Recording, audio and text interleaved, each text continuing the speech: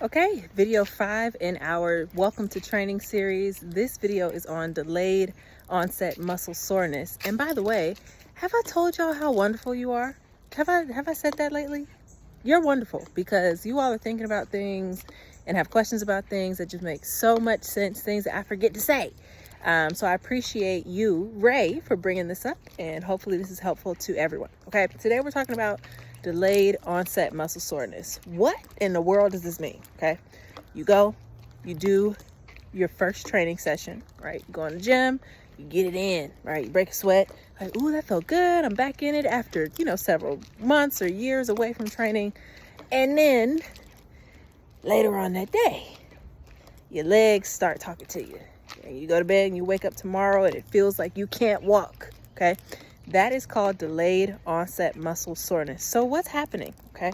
Your body is responding to a new stimulus, okay?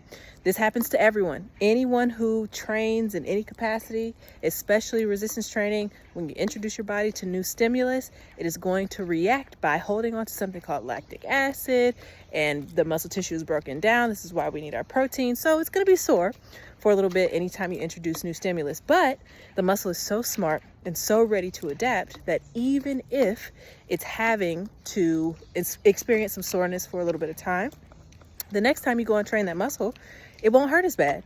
The next time, it won't hurt at all, right? And here you are 6 weeks into your program asking me if I can give you something else because it's too easy, okay? So delayed onset muscle soreness starts maybe 12 to 24 hours after the initial stimulus, right? And probably lasts maybe somewhere between 48 and 72 hours, just depends on how much stimulus you got to that muscle group, okay? So then, while you're in delayed onset muscle soreness, what can you do about the soreness? How can you mitigate that, all right? First things first, you gotta go to sleep. You have to be sleeping. Sleep is when your body flushes the toilet, essentially, okay? If you are heavy resistance training, you're doing new activity, right? We need that sleep to kind of clear out this lactic acid, this soreness, this inflammation, okay? Sleep is where that happens. So go to bed. You need 6 to 9 hours of high quality sleep, okay? Start your evening routine and make sure that you're prioritizing that every single day. Number 2, your protein intake, all right? I am a stickler for protein intake for this specific reason. You do not want to go into the gym, break down muscle tissue, experience delayed onset muscle soreness or DOMS, and then not have the protein to repair the house, okay? Your protein is your brick. You need that to repair those muscle tissues that you're breaking down every day, all right? And then some other tips and tricks.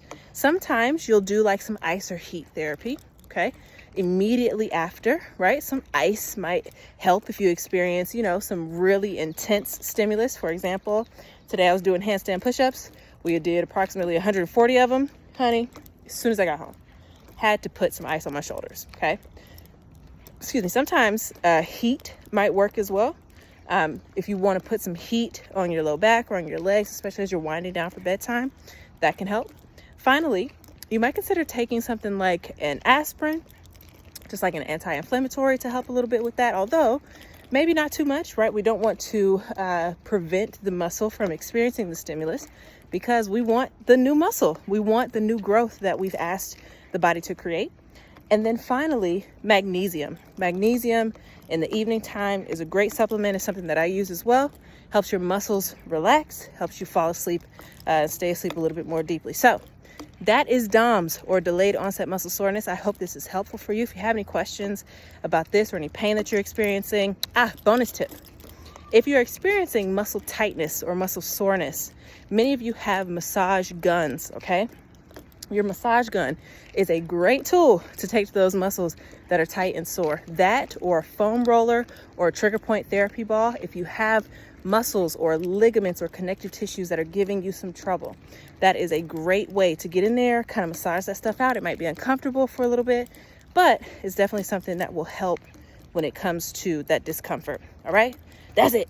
If there's anything else that you have questions about or anything that I need to cover, please don't hesitate to reach out.